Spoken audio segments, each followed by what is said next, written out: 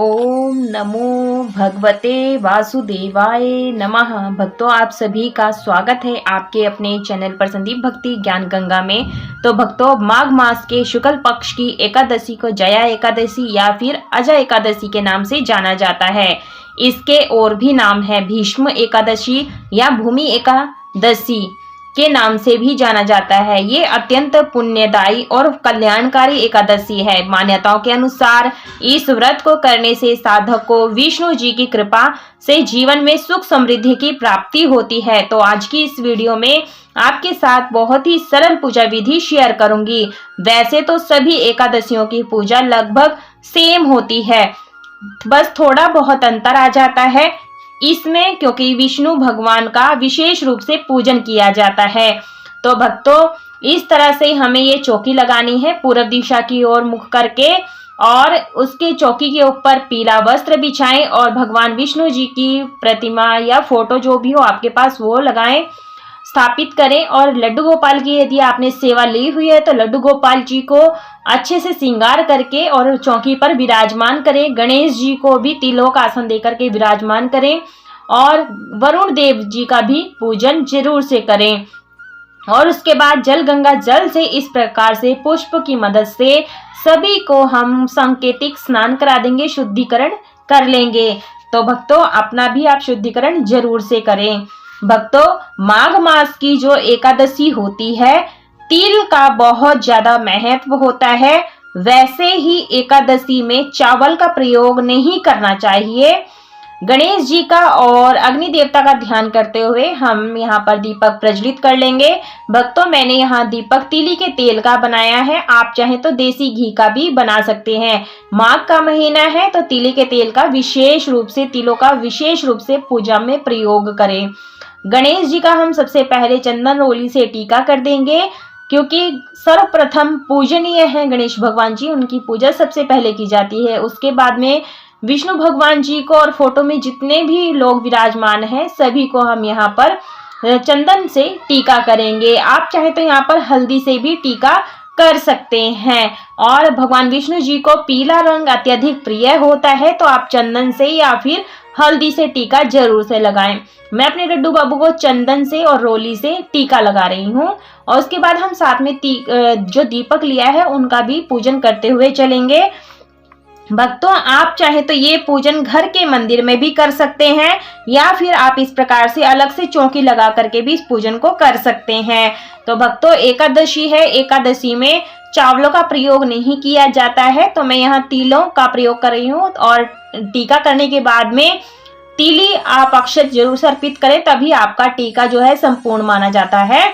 और पूजन के दौरान आप ओम नमो भगवते वासुदेवाय नमो नमः मंत्र का जाप जरूर से करते रहें, या ओम विष्णवे नमो नमः मन में ये जाप नियंत्रण करते रहें। और वस्त्र रूपी कलावा हम यहाँ सभी को समर्पित कर देंगे। भक्तों, आप यहाँ पर चाहें तो पीले रंग का वस्त्र भी आप समर्पित कर सकते हैं। भक्तों, यदि आप व्रत भी नहीं कर रहे हैं तो भी एकादशी के दिन भगवान विष्णु का, लड्डू गोपाल का, शालिग्राम जी का या फिर राधा कृष्ण का भी पूजन जरूर से करना चाहिए। गणेश भगवान को हम यहाँ पर दूर्वा और लाल फूल अर्पित कर देंगे। जो भी आपके पास फूल हो आप जरूर से समर्पित करें। यदि आपको गुड़हल का फूल मिल जाता है तो गणेश भगवान को जरूर से समर्पित करें। और यहाँ पर मैं भगवान विष्णु जी को पीले रंग का फूल समर्पित कर रही हूँ। आपके पास जो भी फूल हो आप जरूर भगवान को समर्पित करें। आप यहाँ पर फूलों की माला भी समर्पित कर सकते हैं। भक्तों, हमें ये सुबह सवेरे स्नान आदि कार्यों से निवृत्त होकर के शुद्ध पीले वस्त्र धारण करने चाहिए। यदि आपके पास पीले वस्त्र नहीं है तो जो भी आपके पास वस्त्र हो शुद्ध होने चाहिए, स्वच्छ होने चाहिए। उसके बाद आप सूर्य भगवान को अर्घ्य दें। उसके बाद में आप अपने मंदिर में आकर के नॉर्मल सी पूजा कर लें। उसके बाद में आप इस तरह से चौकी के पास आकर के आप पूजन कर लें। यहाँ पर हम सभी को धूप दीप दिखा देंगे। भक्तों, धूप दीप दिखाने से ये होता है कि वातावरण सुगंधित हो जाता है। तो इस प्रकार से हमें यह पूजन करना है। पूर्व दिशा की ओर मुख करके बैठ करके यह पूजा आप जरूर से करें। भक्तों, इस एकादशी का व्रत पूजन करने से व्यक्ति बुरे योनि यानी कि भूत पिचास की योनि में जन्म नहीं लेता है।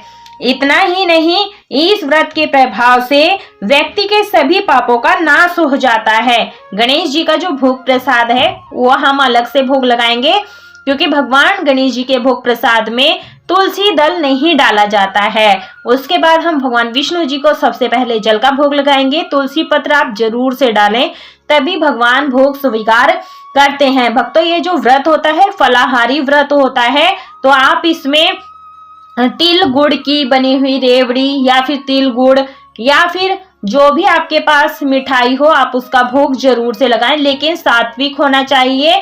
इसमें अन्न का प्रयोग नहीं किया जाता है। और एकादशी है, भगवान विष्णु को केला अत्यधिक प्रिय होता है, तो केले का भोग आप जरूर से लगाएं। इसके अलावा आपके पास जो भी ऋतु फल हो आप उसका भोग जरूर से लगाएं। तो देखिए, मैं यहाँ सभी को भोग प्रसाद समर्पित कर देंगे। भक्तों, व्यक्ति जो प्रभाव से व्यक्ति के सभी पाप नष्ट हो जाते हैं, घर में सुख शांति आती है, सुख समृद्धि आती है। पौराणिक मान्यताओं के अनुसार दुख दरिद्रता और कष्टों को दूर करने के लिए जया एकादशी का व्रत करना बहुत ही ज्यादा उत्तम माना जाता है। जो व्यक्ति इस एकादशी का व्रत या पूजन करते हैं उसके सभी पाप दूर हो जाते हैं, नष्ट हो जाते हैं। यहाँ पर बैठ करके हमें जया एकादशी की व्रत कथा या विष्णु सहस्त्र नाम की पाठ जरूर से करना चाहिए। जो व्रत कथा है वो मैंने अलग कर दी है, आप वहां से कथा सुन सकते हैं। उसका लिंक मैं आपको डिस्क्रिप्शन में डाल दूंगी। और इसी दिन से फाग शुरू हो जाता है, फाग का महीना आने वाला होता है, तो आप जरूर से अबीर गुलाल भगवान को समर्पित जरूर से करें। आप चाहे इस प्रकार से लगा सकते हैं या फिर फूलों में लगा करके भी समर्पित कर सकते हैं। तो भक्तों, ये जो पूजा होती है वह आप बड़े स्तर पर भी कर सकते हैं और छोटे स्तर पर भी कर सकते हैं, क्योंकि भगवान भाव के भूखे होते हैं। अगर आपकी भावना बहुत ज्यादा सच्ची है, तो बहुत ज्यादा समर्पित है, तो आप समर्पित हैं तो आप थोड़े में भी ज्यादा फल की प्राप्ति कर सकते हैं। उसके बाद में जैसे हमारी पूजा संपूर्ण हो जाती है, उसके बाद में हमें यहाँ एक छोटी सी हवन करना होता है। आप बड़ा हवन भी कर सकते हैं। मैंने स्नान करा दिया है, चंदनोली से टीका कर दिया है, पुष्प समर्पित किया है और इस प्रकार से कपूर की टिक्की रख करके मैंने गाय का उपला सुलगा लिया था। और उसमें हम घी की 5 आहुतियां देंगे, पहले नवग्रह के नाम की, फिर गणेश भगवान के नाम की, फिर विष्णु भगवान की नाम की, लक्ष्मी मैया के नाम की। इस प्रकार से हम 5 बार घी की आहुतियां देंगे, अग्नि प्रज्वलित कर लेंगे। और यहाँ पर मैंने काले तिल और शक्कर मिलाई है।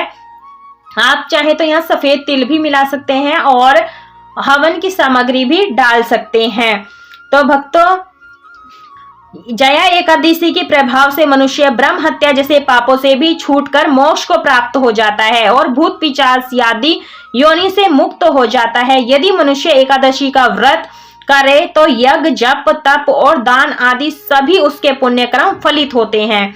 तो भक्तों, जब आप पूजा सुबह का करें तब आपने अपने व्रत का संकल्प लें, पीले वस्त्र पहन करके पीले आसन पर बैठकर ही पूजा करें।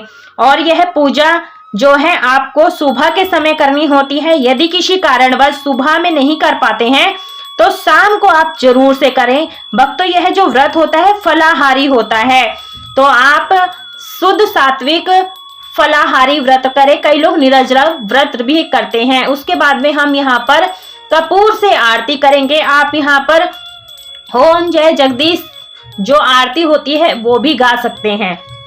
भक्तों, फाग का महीना शुरू हो जाता है तो आप होली का रंग जरूर से अर्पित करें। भक्तों, जैसे पूजा आपकी संपूर्ण हो जाएगी, विष्णु सहस्त्र नाम का पाठ करें, ओम नमो भगवते वासुदेवाय मंत्र का जाप करें और तुलसी मैया जो तुलसी की माला होती है उस पे इस मंत्र का जाप करना है। तो भक्तों, शाम को भी आपको पूजन करना होता है, धूप दीप करना होता है। सुबह में और शाम में तुलसी माता के पास घी का दीपक जलाएं।